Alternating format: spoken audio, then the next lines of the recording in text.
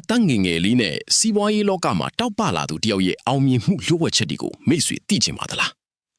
အာရီယာလို့ခေါ်တဲ့သူကအသက်28နှစ်ပဲရှိသေးတဲ့စီးပွားရေးလုပ်ငန်းရှင်တူဖြစ်ပါတယ်သူဟာရုပ်ရည်ချောမောပြီးတောက်ပတဲ့စွန့်ဦးတီထွင်လုပ်ငန်းရှင်တူလို့သူ့ကိုယ်သူပြောခဲ့ပါတယ်ပြီးခဲ့တဲ့နှစ်ကပေါင်1.3 သန်းရရှိခဲ့ပြီးဒီနှစ်မှာတော့ပေါင်2သန်းထိရရှိဖို့ပြည့်မှတ်ထားနေပါတယ်ဒါပေမဲ့သူ့မှာလူအများစုလိုချင်တောင့်တကြတဲ့ပြဿနာတစ်ခုရှိနေပါတယ်လွန်ခဲ့တဲ့9နှစ်ကအသက်22နှစ်အရွယ်မှာအာရီယာဟာသူ့အဖေနဲ့အတူလီအေးပေးဆက်နံရေခဲဒေတာလုပ်ငန်းကိုစတင်ခဲ့ပါတယ်သူ့အဖေဟာ McDonald's အတွက်အင်ဂျင်နီယာအဖြစ်9နှစ်ကြာလုပ်ခဲ့ပြီး lockdown ကာလမှာအလုပ်ရနာခံခဲ့ရပါတယ်အလုပ်ရှင်ရဲ့လီစာမှုမရှိတဲ့အပြုအမူတွေကြောင့်2020ပြည့်နှစ်စက်တင်ဘာလမှာသူတို့နှစ်ဦးသား Barnes Refrigeration ဆိုတဲ့လုပ်ငန်းကိုအတူတူစတင်ခဲ့ပါတယ်အာရီယာကတော့လုပ်ငန်းဒါမှမဟုတ်ဒီလုပ်ငန်းနယ်ပယ်အကြောင်းဘာမှမတည်ခဲ့ပါဘူးသူဟာဈေးကွက်ရှာဖွေရေး brand တိဆောက်ရေး website လုပ်တာငွေတောင်းခံလွှာတွေ quote တွေပစ္စည်းအစိပ်ပိုင်မှာယူတာတွေအပါအဝင်လုပ်ငန်းပိုင်းဆိုင်ရာကိစ္စရပ်အားလုံးကိုတာဝန်ယူခဲ့ပါတယ်။ဒါတွေကိုအလုပ်ကိုစားမှု YouTube podcast တွေနဲ့စာအုပ်တွေဖတ်ပြီးသင်ယူခဲ့တာဖြစ်ပါတယ်။အစပိုင်းမှာ Microsoft Word နဲ့ငွေတောင်းခံလွှာတွေထုတ်ခဲ့ရပြီးနောက်ပိုင်းမှာ QuickBooks အကြောင်းသိရှိပြီးသုံးစွဲနိုင်ခဲ့ပါတယ်။သူ့အဖေကရုံးမှာအလုပ်လုပ်သူဟာလုပ်ငန်းနယ်ပယ်အကြောင်းအားလုံးသိရမယ်လို့ထင်ခဲ့ပေမဲ့အာရီယာရဲ့အလုပ်ဆောင်နိုင်စလား website တိစောက်တာ review တွေစုဆောင်တာနဲ့ sales ရရှိအောင်လုပ်ဆောင်တာတွေပဲဖြစ်ပါတယ်သူ့ရဲ့လုပ်ငန်းမှာဝန်ထမ်း10ဦးရှိပြီးသူ့အဖေလည်းပါဝင်နေစေပါသူ့အဖေကတော့ installation လုပ်ငန်းတွေကိုဆက်လုပ်နေစေဖြစ်ပါတယ်အာရီယာဟာ General Manager အဖြစ်လုပ်ငန်းအားလုံးကိုကြီးကြပ်တာဝန်ထမ်းတွေကိုလေ့ကျင့်ပေးတာစနစ်အသစ်တွေဖော်ဆောင်တာဈေးကွက်ရှာဖွေတာစတာတွေလုပ်ဆောင်ပါတယ်မကြာသေးခင်ကမှအာရီယာဟာ sales ဝန်ထမ်းတအူကိုအလုပ်ထုတ်ခဲ့ရပါတယ်။ဘာကြောင့်လဲဆိုတော့သူဟာအာရီယာထက်ဈေးကွက်ကိုကောင်းကောင်းမပြောင်းလဲနိုင်ခဲ့လို့ပါတယ်အစပိုင်းမှာတော့သူတို့ဟာ eBay မှာအသုံးပြုပြီးသားရေခဲသစ်တာတွေကိုပြန်ပြင်ပြီးရောင်းချခဲ့ပါတယ်။ဒါပေမဲ့၄နှစ်မြောက်ရောက်တဲ့အခါမှာတော့လီအေးပီဇက်လုပ်ငန်းကိုအဓိကထားလုပ်ကိုင်ဖို့ဆုံးဖြတ်ခဲ့ပါတယ်။အဲ့ဒီနောက်မှာ We Build Trades ဆိုတဲ့ agency နဲ့ပူးပေါင်းပြီး website, landing page နဲ့ကြော်ညာတွေကိုပြင်ဆင်ခဲ့ပါတယ်။သူတို့ရဲ့ကြော်ညာတွေစတင် run ပြီးနောက်ပြီးခဲ့တဲ့နှစ်ကပေါင်1.3 သန်းရရှိခဲ့ပြီးအဲ့ဒီထဲကပေါင်1သန်းဟာမတ်လကနေစက်တင်ဘာလအတွင်းရရှိခဲ့တာဖြစ်ပါတယ်။အာရီယာရဲ့လုပ်ငန်းကဝင်ငွေပေါင်1.3 တန်မှအမြတ်20%ရရှိပါတယ်။သူတို့ဟာအရေးသွေးမြင့်လုပ်ငန်းတစ်ခုထိရပ်တည်ထားပြီးလစဉ်ကုန်ကျစရိတ်ပေါင်3000ဟန်နေ4000ကျရှိပါတယ်။အဲ့ဒီထဲမှာအလုပ်သမားခကပေါင်22000နဲ့အမြင့်ဆုံးဖြစ်ပါတယ်။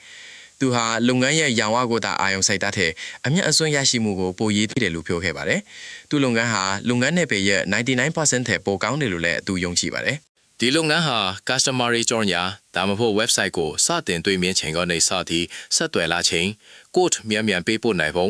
engineer တွေရဲ့တန့်ရှင်းတက်ရမှုလေးစားမှုရှိပုံအစရှိတဲ့ sales process တစ်ခုလုံးကိုအကောင်းဆုံးထီအောင်လှုပ်ဆောင်ထားပါတယ်။ brand အသစ်တိစောက်ဖို့အတွက်ပေါင်2000နဲ့ website အတွက်ပေါင်1000ယင်းဒီနှုတ်နှံခဲ့ပါတယ်။ Google မှာလည်းကျဲ4.9 ပုံတစ်ပုံနဲ့ review 2068ခုရရှိထားပါတယ်။သူ့ပြိုင်ဘက်တွေကတော့ customer တွေကိုလေးစားမှုမရှိဘဲစနစ်တကျမလုပ်ဆောင်နိုင်တာကိုသူကကွဲပြားမှုအဖြစ်ပြသခဲ့ပါတယ်။ဒီလုပ်ငန်းနယ်ပယ်ဟာ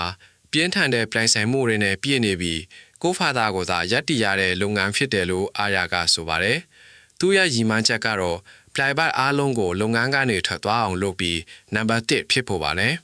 ဒီနေ့မှာတော့ social media အပေါ်အာရုံစိုက်ပြီး viral coach ရဲ့လေ့ကျင့်မှုတွေရယူက TikTok နဲ့ Instagram ကနေ leads တွေပုံမရရှိဖို့စ조사နေပါတယ်အသက်29နှစ်အရွယ်ချောမောသူတဦးဖြစ်အသက်40မှ60နှစ်ကြာကြိုင်ဘက်ပရိကိုဖြတ်ကျော်ပြီးလေအေးပေးဆက်လုပ်ငန်းရဲ့မျက်နှာဖုံးဖြစ်လာဖို့လဲသူရည်မှန်းထားပါတယ်အာရီယာဟာဒေဘိုနာယာ YouTube channel ကိုလုပ်ငန်းအတွက်ကြော်ညာကုန်ကျစရိတ် short ချဖို့အသုံးပြုပြီးသူ့ရဲ့ကိုယ်ပိုင် YouTube channel ကိုတော့ပျော်ရွှင်မှုနဲ့သူ့ရဲ့လုပ်ငန်းကငွေရှာနိုင်ပုံကိုပြသဖို့အသုံးပြုပါတယ်။သူဟာသူ့ရဲ့ရုပ်ရည်သို့မဟုတ်အသုံးဆောင်ပစ္စည်းတွေကြောင့်အထင်မကြီးဖို့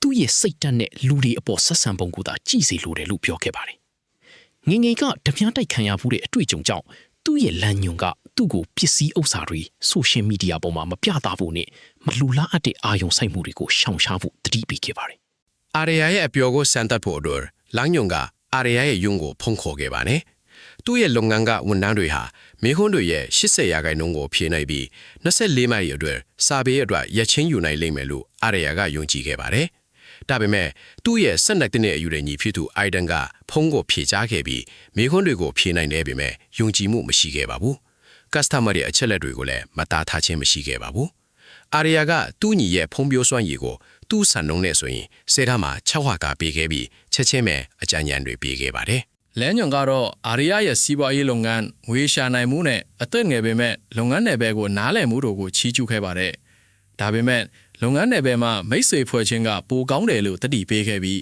ဆိုရှယ်မီဒီယာရဲ့ဆိုးကျိုးတွေကိုလည်းထောက်ပြခဲ့ပါတယ်။အာရီယာကတော့ဆက်လက်အားပေးမှုတွေရရှိခဲ့ပြီးသူဟာပြင်းစရာကောင်းတဲ့လုပ်ငန်းတစ်ခုကနေငွေရှာနိုင်ပြီးပျော်ရွှင်တဲ့ဘဝကိုရရှိနိုင်ကြောင်းပြသလိုတယ်လို့ဆိုပါတယ်။သူ့အတွက်ပုဂ္ဂိုလ်ရေးဆိုင်ရာပျော်ရွှင်မှုထက်ငွေကြေးလွတ်လပ်ခွင့်ကပိုအရေးကြီးပြီးသူ့ရဲ့မိသားစုနဲ့ပတ်ဝန်းကျင်ကိုပေးဆက်နိုင်ဖို့အတွက်ရည်မှန်းထားပါတယ်။လမ်းညွန်ကတော့6လကြာပြီးနောက်အာရီယာရဲ့လုပ်ငန်းအခြေအနေကိုပြန်လည်ဆက်သွယ်မေးမြန်းခြင်းတယ်လို့ပြောခဲ့ပါတယ်